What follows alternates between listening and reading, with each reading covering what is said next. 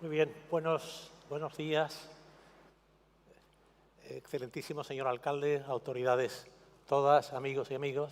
En primer lugar, agradecer la enorme deferencia que para mí y para INERCO supone poder abrir la conferencia inaugural de este foro. Voy a empezar por la conclusión. Y la conclusión, repitiéndome un poco a mí mismo sobre algo que dije en el Día de la Industria de hace un año aproximadamente, estamos en una situación en donde Huelva puede pasar y debe pasar de un brillante presente a un espléndido futuro. Y lo voy a demostrar. Este es el índice de mi presentación, en donde sus contenidos tienen una primera parte pedagógica, no puedo olvidar los 40 años de experiencia docente, pero una segunda parte en donde vierto la experiencia empresarial y pongo a disposición de la industria auxiliar aquellas áreas en las que va a ser absolutamente necesaria su intervención, su participación, para hacer una realidad el cúmulo de proyectos que están anunciados, anunciándose y por anunciar. De manera que, como estamos oyendo con mucha frecuencia el tema de la transición energética, yo quiero poner un poquito en contexto, me van a perdonar si entro un poquito en un nivel didáctico de base para ir creciendo, de forma que entendamos lo que a mi juicio es esencial, y es que el hidrógeno es la piedra angular de todo el edificio, y como piedra angular de ese edificio necesita unas tecnologías y necesita un aporte de la industria auxiliar. Miren, la industria, ahí en el centro, utiliza energía final, ahora explicaré el concepto de energía final, y utiliza materias primas que tienen carbono fósil. Hay otras materias primas con carbono no combustible, que es para un sector muy concreto, en particular el sector del cemento, que ese CO2 se produce por otras razones. Pero como consecuencia de, sobre todo, la energía final y las materias primas, yo tengo unas emisiones de CO2.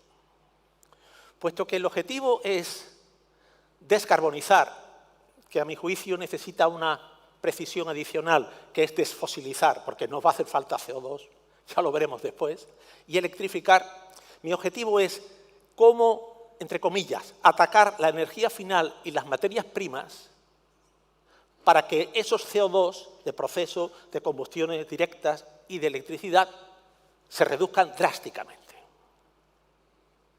De manera que voy a empezar por la energía final.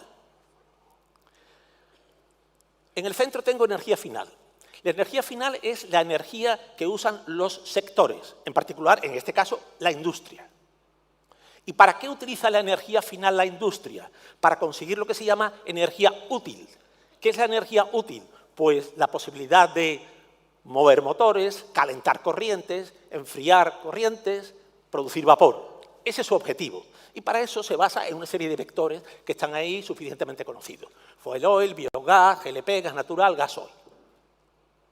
Esa es la energía final en la que destaca la electricidad para dar energía útil. ¿Y esa energía final de dónde viene? De la energía primaria. Energía primaria es la que está en la naturaleza, en diferentes formas, a disposición de las compañías que la procesan y la transforman. Y tengo arriba fósiles, carbón, petróleo y gas natural. Renovables, hidráulica, eólica, solar, biomasa y nuclear. Ese es el escenario a día de hoy. ¿Dónde vamos en la transición energética? Pues obsérvese que lo que voy a cambiar va a ser esa energía final del centro.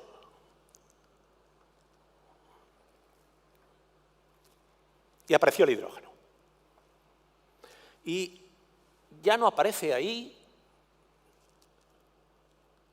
el jet fuel convencional, el gasoil convencional.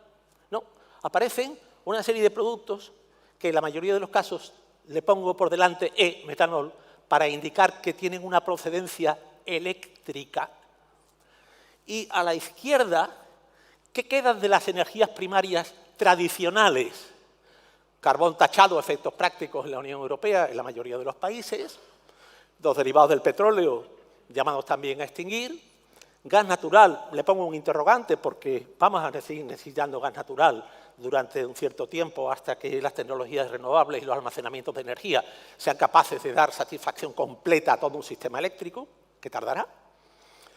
Las renovables, por supuesto, centro estelar de toda la fuente de energía primaria, y la nuclear con un interrogante por multitud de razones que no vienen al caso de analizar ahora. Pero en el centro tengo sobre todo hidrógeno y electricidad.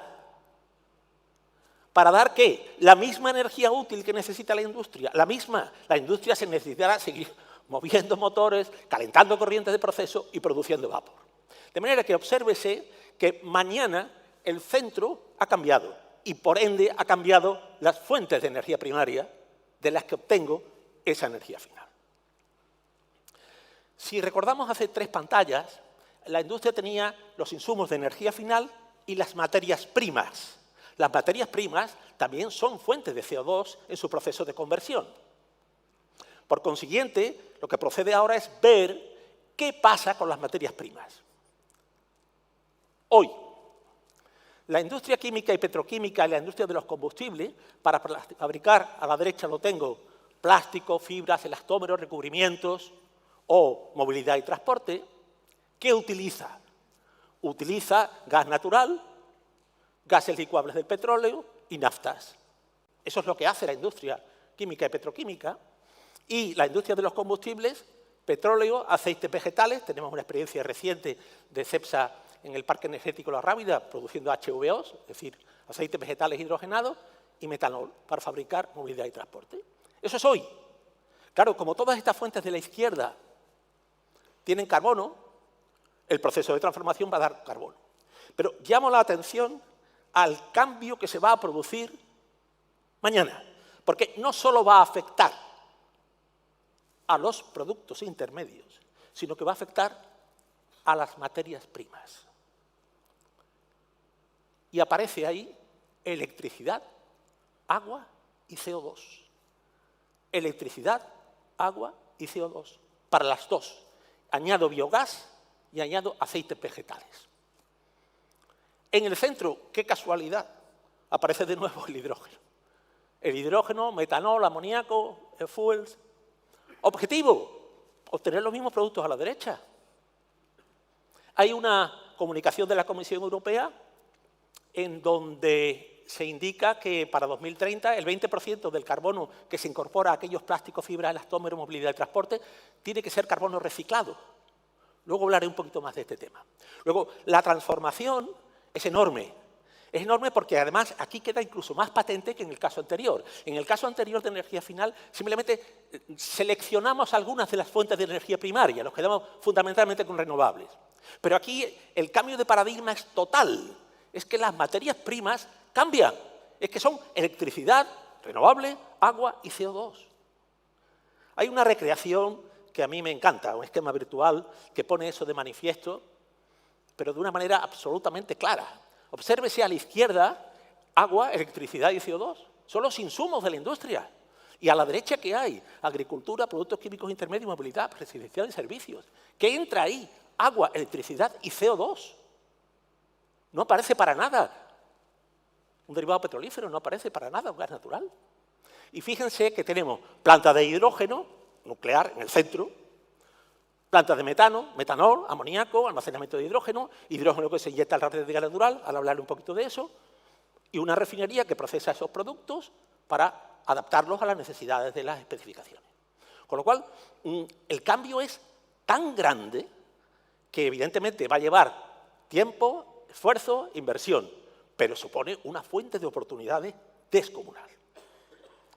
Yo creo que ha quedado palmariamente claro que el hidrógeno es la piedra angular de toda esta transición. Es decir, el hidrógeno es la base en la que descansa todo el proceso de transformación. Y me he permitido hacer una pantalla aquí en la que no voy a entrar en la parte de la derecha porque es muy detallada, pero simplemente poner de manifiesto que tengo el hidrógeno como foco central y ese hidrógeno tiene tres potencialidades. Primero, un uso directo. Yo puedo aspirar a, en un horno, quemar hidrógeno en lugar de gas natural.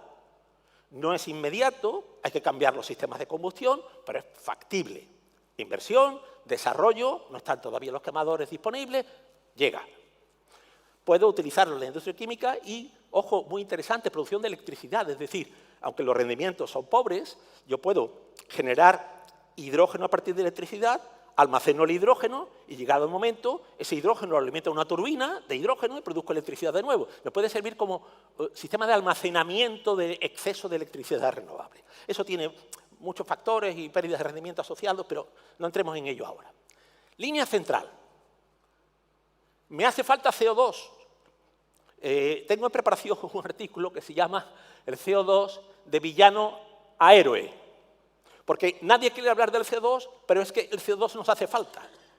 ¿Cómo que nos hace falta? Claro que nos hace falta, porque es que el metanol, los combustibles Fischer-Tropsch, que por cierto Alemania ha frenado una prohibición de vehículos con combustibles neutros en carbono a partir del 2035, y el metano tienen en su molécula carbono, y si tienen en su molécula carbono, la manera de incorporarlo es en forma de CO2. Yo destaco que el metanol tiene una utilización creciente muy rápidamente como combustible marítimo. Y línea inferior, amoníaco. Para el amoníaco no necesito CO2, puesto que su molécula no lo tiene, pero sí necesito nitrógeno. Bien, ese amoníaco tiene una virtualidad, hay una línea ahí que por alguna razón informática no sale, que une el amoníaco, fertilizante y combustible marítimo, igual que tampoco sale alguna línea del metanol a la derecha, pero bueno, tampoco es una cuestión menor. Lo que sí pongo de manifiesto es que ese amoníaco tiene una interesante características, y es que el hidrógeno es muy complicado transportarlo a medias y a largas distancias. Y sin embargo, transformándolo en otros vectores, particular amoníaco y uno que le llamo ahí LOHC, no le llamo, se llama LOHC, se transforma en un producto muy fácil de transportar y muy fácil de llevar al puerto de destino, donde luego puede usarse como tal o redescomponerse. Lo que quiero decir es que el hidrógeno tiene una enorme capacidad, es la que soporta toda esta transformación y, en consecuencia, pone de manifiesto que ese es el camino a recorrer. Yo lamento mucho poner esta pantalla, porque ahí aparecen unas siglas. Esto es lo que se llama, en fin, es el lenguaje de la Comisión Europea, y por eso le llaman categorías administrativas. Una cosa es qué es el hidrógeno y qué es el metanol, y otra cosa es cómo se le califica en los criterios técnicos de la Comisión. Y eso tiene importancia porque luego hay exigencias de consumo de ese tipo de categorías administrativas. Y conviene mencionarlas en este digamos, planteamiento didáctico que estoy haciendo. La primera, RFNBO. En fin, ya resulta difícil enunciar las siglas. Son combustibles renovables de origen no biológico. No biológico. Bueno, obviamente el hidrógeno. El hidrógeno es de origen no biológico. Yo tengo agua, tengo electricidad, no ha intervenido ningún componente biogénico. El amoníaco, también, siempre que cumpla las condiciones en lo que al hidrógeno se refiere, no tengo ningún problema. En los otros compuestos, metanol, metano y e-fuels, depende. Depende de dónde sea el CO2 de origen. Eso, si acaso, lo matizaré después, pero no me importa demasiado no profundizar. Simplemente lo que quiero poner de manifiesto es que ahí hay unas categorías, dos en concreto, los RFNBOs y los combustibles de carbono reciclado. Obsérvese, carbono reciclado, tengo que utilizar CO2, porque los compuestos en los que derivados del hidrógeno descansa toda la transición energética incorporan carbono. ¿Por qué me he extendido un poquito en los RFNBOs y los RCF? Pues simplemente por las dos cuadrículas de abajo a la derecha. Es que en el 2030 las emisiones del transporte tienen que bajar el 16%, basado, entre otros, en el empleo de RFNBOs y RCFs. Es decir, que tiene que haber disponible en el mercado esos productos para que el transporte lo pueda utilizar. Y el segundo, el transporte marítimo. En 2030, al menos el 1,2% de lo que se suministra en puerto tiene que ser RFNBO. Con lo cual, la industria tiene que ponerse en condiciones de proporcionar esos suministros necesarios para cumplir con las exigencias. Luego hay unas exigencias adicionales en la cual me interesa destacar la del 50-70%. La industria tendrá que utilizar un 50% de su hidrógeno de origen renovable en el 2030 y un 70% en el 2035. Luego, sí o sí, hay que producir hidrógeno. Antes dije que había cambiado el paradigma de las materias primas, porque habíamos pasado de utilizar fósiles a utilizar electricidad, CO2 y agua. Yo voy a hacer una ligera mención al agua y al CO2, breve, y otra a la electricidad sin pantalla, porque es mucho más complejo. No se nos olvide, el hidrógeno que vamos a obtener procede del agua. Y el agua tiene unas necesidades en los procesos importantes. De manera que por cada tonelada de hidrógeno yo necesito 11 metros cúbicos de agua, que hay que tratarla porque las exigencias de los electrolizadores, que vamos a ver dentro de un momentito, son muy grandes. Y en consecuencia, tengo unos vertidos y tengo que tener esa disponibilidad de agua. Cuando multiplicamos las toneladas de hidrógeno que se quieren fabricar por 11 metros cúbicos, salen muchos metros cúbicos de agua. Esas especificaciones son muy exigentes, el rechazo que lleva todas las sales hay que gestionarlo convenientemente y me interesa mencionar de pasada nada más la última línea. La Comisión Europea tiene establecido un criterio, en cierta manera un poco difuso, y es que ninguno de estos proyectos, o cualquiera nuevo, puede generar daño significativo al medio ambiente, el DNSH famoso.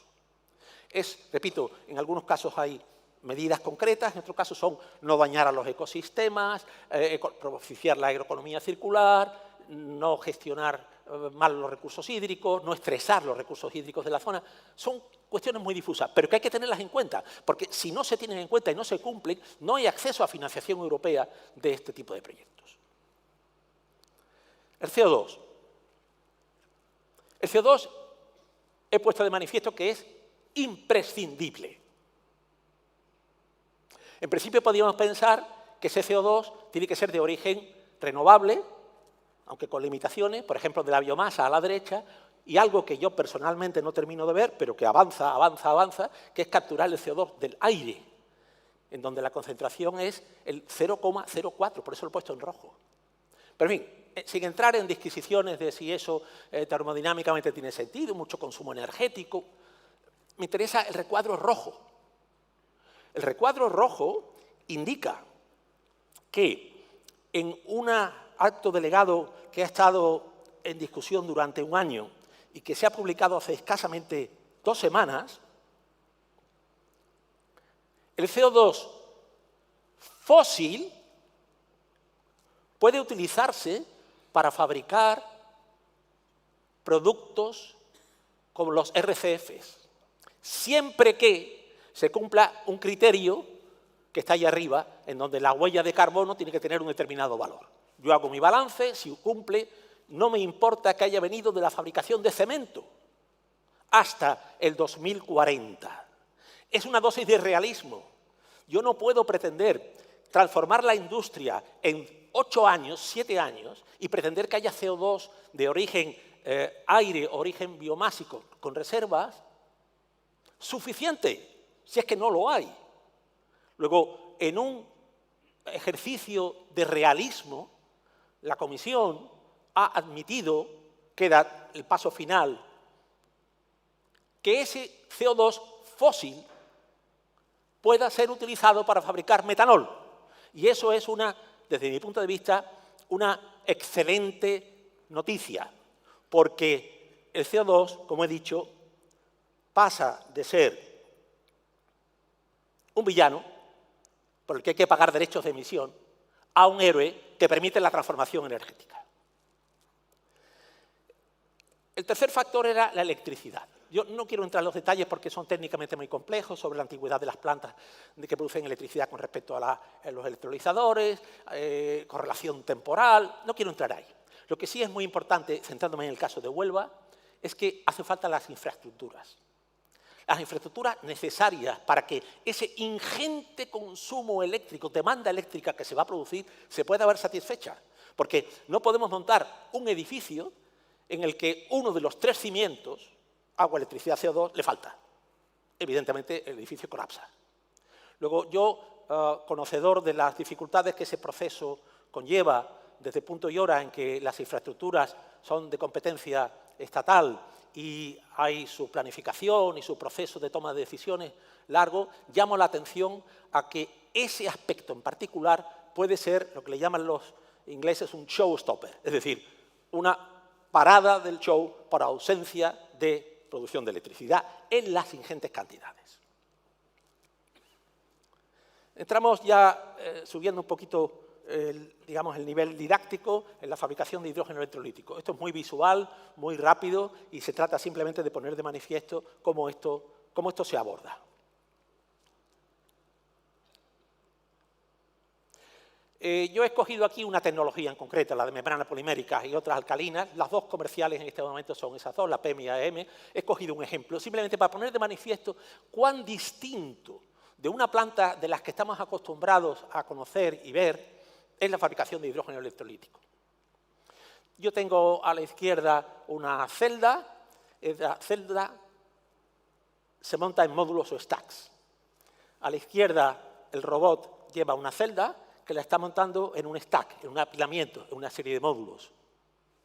Esos módulos, una vez con un número suficiente, arriba a la izquierda lo tenemos en el 1, ya con la carcasa y todo el ensamble en el 2, se monta en la parte inferior en el 3, en un conjunto, en un electrolizador. Ese electrolizador en concreto tiene en total 6 módulos.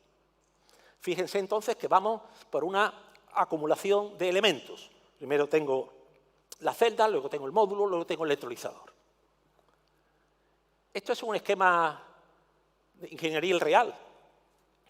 Tengo 3 grupos que tienen cada uno 12 módulos.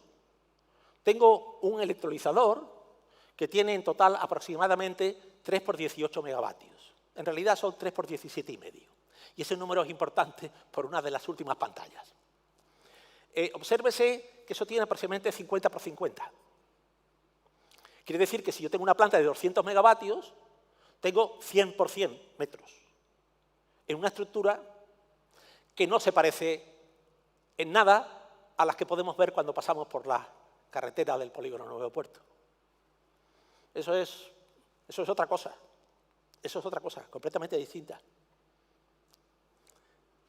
De manera que yo tengo ahí una configuración donde de nuevo tengo los 3 electrolizadores que he mostrado anteriormente y en otra visión, bueno, eso es una planta que tiene unas características distintas. Aparece al fondo lo que le llamo el BOP. El BOP es el resto de la planta que no es el electrolizador. Ahora lo voy a poner en una pantalla. El electrolizador por sí solo no puede funcionar, necesita un conjunto de elementos auxiliares y complementarios.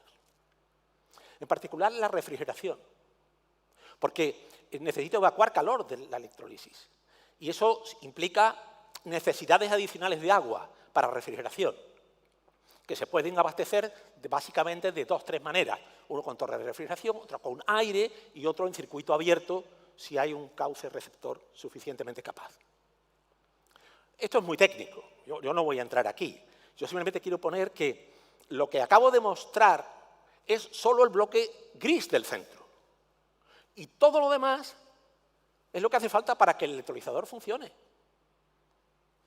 A la derecha doy algunos datos interesantes que ya apuntan al papel de la industria auxiliar. Obsérvese, una planta de 100 megavatios cuesta aproximadamente 216 millones de euros. Y el electrolizador y el compresor, que son de tecnólogos, es la mitad. El resto, montaje, obra civil, construcción, suministros, sistema eléctrico. Con lo cual, la industria auxiliar puede aportar de esa inversión el 50%, puesto que sus actividades son complementarias de las de los suministros de los tecnólogos. Hasta ahora he hablado del presente. El futuro son otro tipo de electrolizadores, en particular estos. Estamos trabajando en esta línea, son electrolizadores de óxido sólido que procesan vapor directamente, que tienen un rendimiento que es un 15% mejor que el de los electrolizadores comerciales a día de hoy, lo cual es muy importante porque es que la contribución al OPEX, es decir, a los gastos de operación del consumo de electricidad, es el 70%. Es decir, de lo que me cuesta producir el hidrógeno, el 70% aproximadamente es la electricidad que consumo. Si bajo mi consumo un 15%, quiere decir que estoy reduciendo el precio del 15%. Bien, de manera que yo he tratado de describir todo este proceso de transformación de la industria auxiliar. He puesto el foco en el hidrógeno. He explicado someramente cómo son las plantas de hidrógeno. Y ahora, derivado de la experiencia del equipo de INERCO, que estamos haciendo proyectos reales, pues tengo una contribución de cuáles son esas oportunidades que la industria auxiliar tiene. Algunas de las pantallas tienen mucho detalle. Yo no voy a explicarlo aquí. Entiendo que los organizadores pondrán a disposición de los interesados la presentación porque hay mucho debate detrás de esas listas de propuestas. En primer lugar, hay unas oportunidades de carácter estratégico, que incluso la primera de ellas trasciende de Huelva. Es decir, si Industria Auxiliar de Huelva es capaz de establecer acuerdos marcos con tecnólogos y establecer una relación de confianza, cada vez que ese tecnólogo tenga la oportunidad de acceder a una planta y ofertar, puede llevar a esa industria como complemento y ofrecer un paquete mucho más completo. Hay muchísimas fórmulas de ingeniería de este tipo, pero esos acuerdos marcos son muy importantes. Y hay dos componentes fundamentales. Uno, muy selectos, por decirlo de alguna manera, electrolizadores y compresores. Los compresores de hidrógeno son muy costosos, muy complejos, porque el hidrógeno es muy peculiar, tiene unas propiedades muy difíciles de gestionar, pero en cualquier caso es factible. Y los sistemas de tratamiento de agua, que es algo más convencional. El segundo es creación de un hub de conocimiento. Hay mucha normativa en desarrollo, no hay estándares todavía. Estamos un poco poniendo el carro delante de los caballos. Y tener una manera dentro de un organismo que aglutine a la industria auxiliar, que tenga ese hub de conocimiento, en donde poner en común y haya ahí un soporte documental, es, para mi gusto, esencial para la mejora de la industria auxiliar de Huelva, repito, no solo mirando en Huelva, es que hay decenas de proyectos en Andalucía, decenas de proyectos en otras comunidades autónomas de España. Conseguir acuerdos marcos de esa naturaleza da una posición y una proyección de la industria auxiliar que trasciende las fronteras de Huelva. Y luego, algo muy importante, hace falta personal capacitado. Son especialidades en muchos casos nuevas, en otras reconvertibles. Pero del conocimiento de lo que voy a venir a continuación, es muy posible que la industria auxiliar ayude a orquestar cuál es el diseño de los currículos formativos que permitan disponer de ese personal necesario. Estas pantallas que vienen a continuación son las que digo que no merecen entrar en detalles ahora.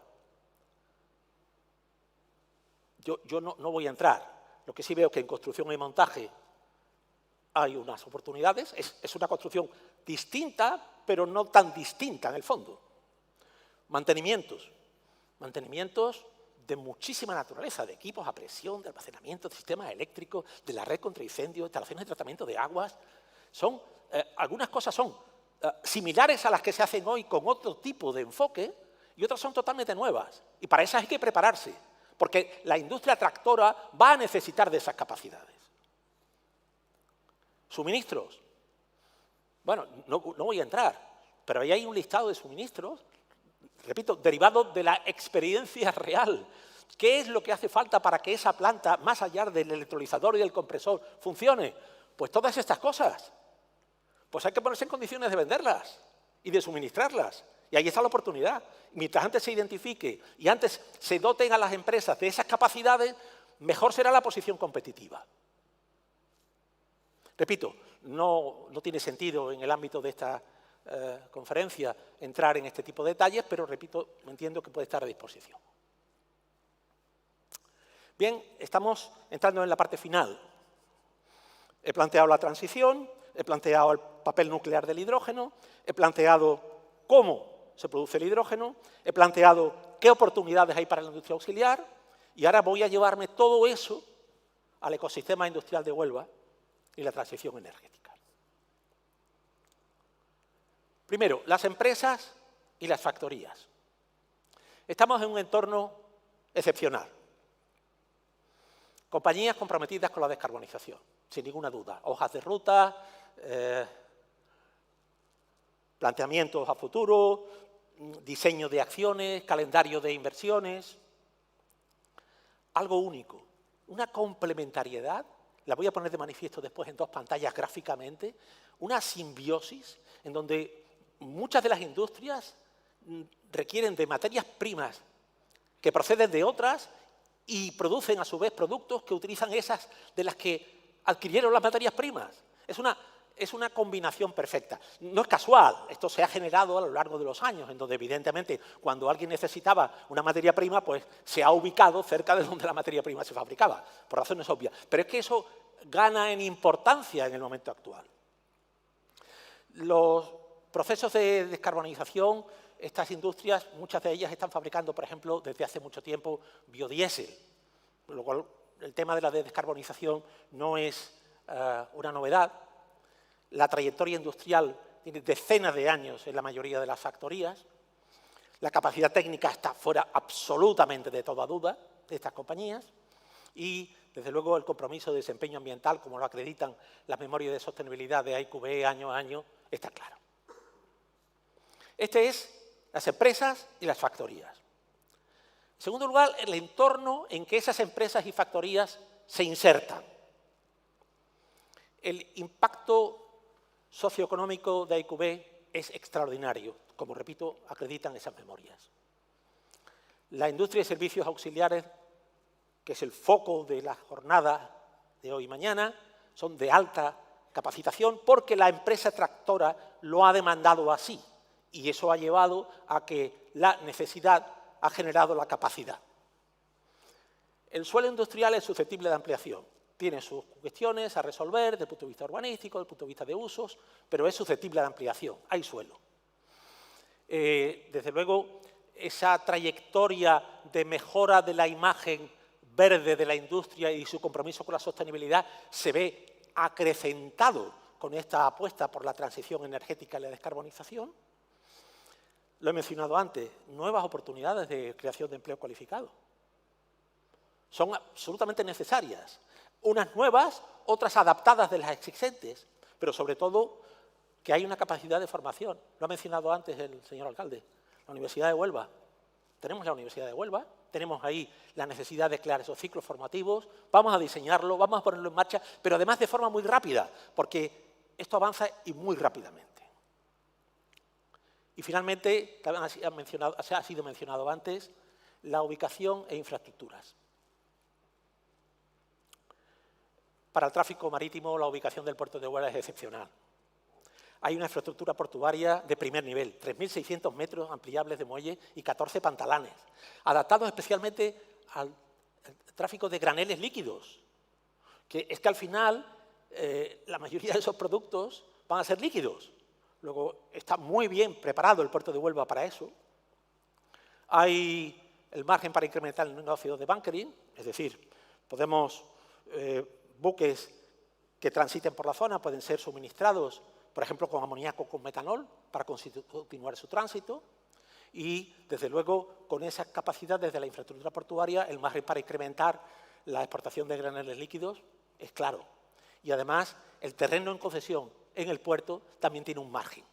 Con lo cual, tenemos unas industrias capaces y comprometidas, un entorno socioeconómico favorable y al que hay que capacitar desde el punto de vista de formación y, finalmente, una ubicación y unas infraestructuras excepcionales. Ejemplos concretos. Yo le llamo esto un hub. Luego, alguna noticia muy reciente le ha llamado un anillo. Lo pondré. Pero yo he hecho un ejercicio basado en el conocimiento de la industria de Huelva, preparado por nuestro equipo, donde se ha identificado cuáles son aquellas compañías que pueden volcar hidrógeno a una estructura común y extraer hidrógeno de esa estructura común. De manera que yo tengo productores y consumidores. Muchos de los proyectos que se han presentado a los PERTEs de hidrógeno fallan porque no hay lo que se llama el off-taker. Es decir, bueno, ¿y ese hidrógeno quién lo va a consumir y para qué? ¿Tiene usted algún compromiso, algún contrato, algún memorándum de entendimiento? Pero si es que aquí están las industrias que consumen ese hidrógeno. Con lo cual tengo esas dos alternativas, las cargas y las descargas. Y a la derecha he puesto suministradores de energía eléctrica. Esto está preparado hace meses y tengo la enorme satisfacción de, dentro de 2 pantallas, poner de manifiesto que ya se están materializando alianzas precisamente que ponen esta recreación, repito, de base de datos de memorias de las empresas en realidades. Este es hidrógeno, pero recuerdo que necesito CO2.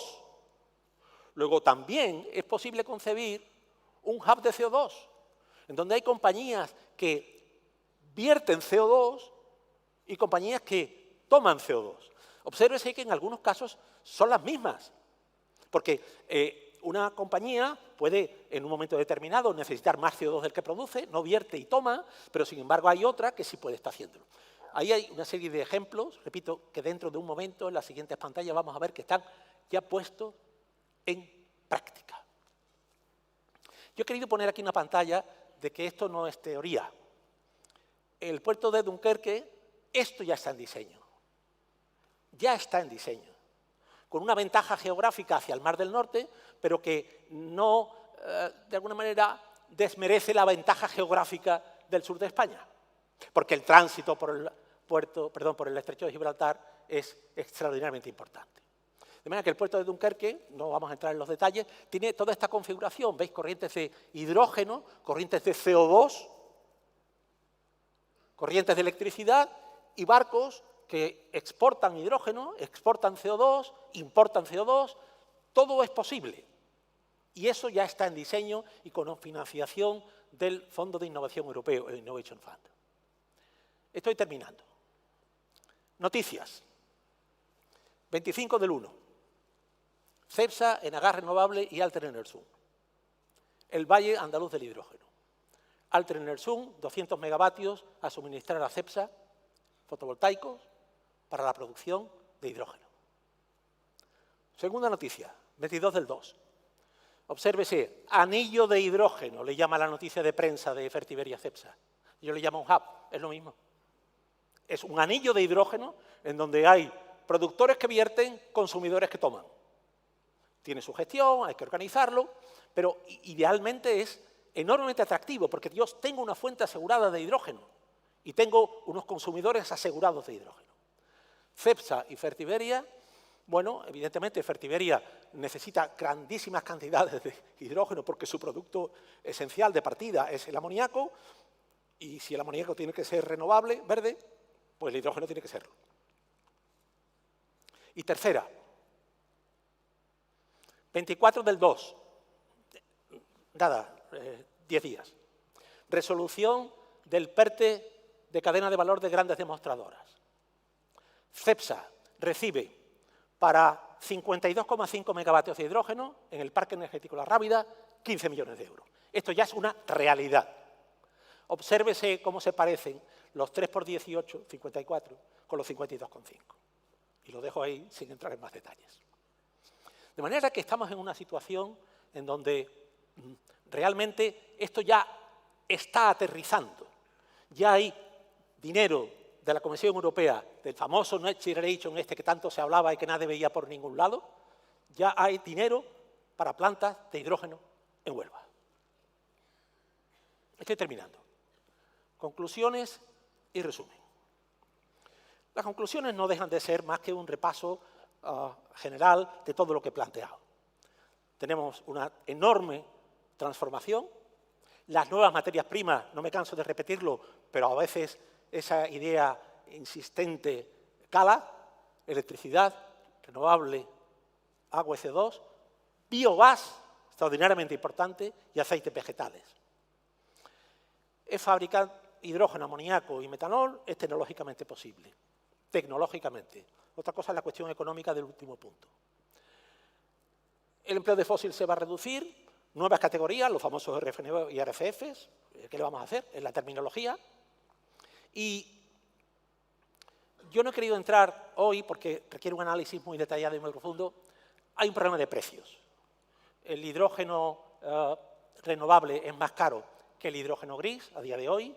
Con el tiempo habrá una serie de factores, por ejemplo, curva de aprendizaje y costes de electrolizadores, mejoras de rendimientos, aumento del precio del CO2 que va a dificultar la emisión si no se destina a esa transformación. Hoy por hoy este proceso hay que recorrerlo. Por eso decía en una conferencia en el IES en Madrid hace 2 semanas que lo que no puede ser es la postura esta que le llaman los británicos el wait and see. Me voy a sentar a esperar a ver qué pasa, porque a lo mejor es tarde. Pero tampoco tengo que ser lo que se llama un early adopter, alguien que va muy rápidamente por plantas muy grandes. No, en mi juicio, modesto. Vamos a montar la tecnología que tenemos hoy.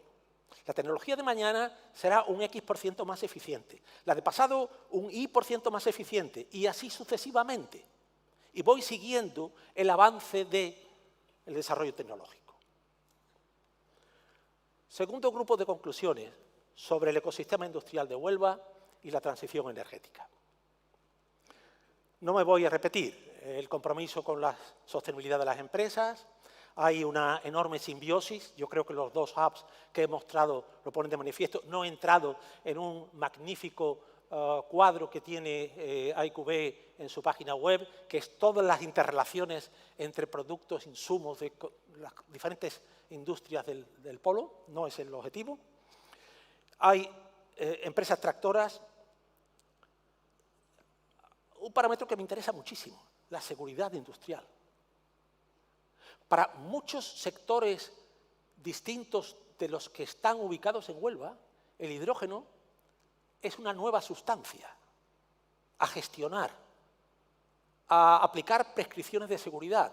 El hidrógeno es complejo. Y sin embargo, en Huelva hay experiencia de uso de hidrógeno. El hidrógeno gris y el hidrógeno renovable son idénticos en sus propiedades físicas y químicas desde hace decenas de años, con plantas que operan a 170 kilos. Luego, no es ninguna novedad. Algunos nuevos entrantes supone para ellos una novedad este tema del hidrógeno. Pero es que Fertiberia lleva manipulando hidrógeno decenas de años, refinería igual, las industrias que trabajan en la región, en la zona, la mayoría también. Con lo cual, hay un camino recorrido enorme, enorme, porque, repito, las prescripciones de seguridad con el hidrógeno son muy importantes. Solamente una pincelada. La llama de hidrógeno no se ve. Puedo tener una fuente de hidrógeno, una fuga ardiendo, y yo no la veo porque emite radiación no visible. Y me puedo acercar a la llama, y si no tengo un detector, me quemo y no he visto la llama.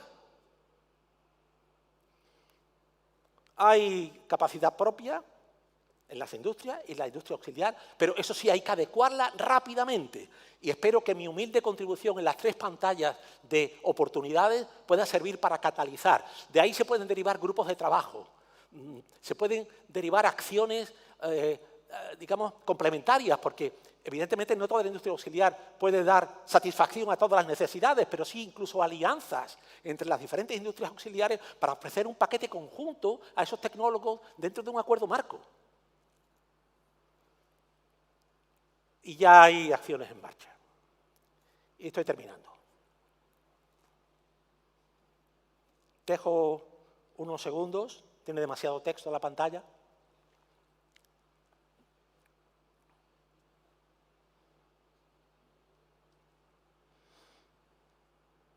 Yo destaco transición, ecosistema industrial, industria y puerto, riqueza y empleo cualificado y estable.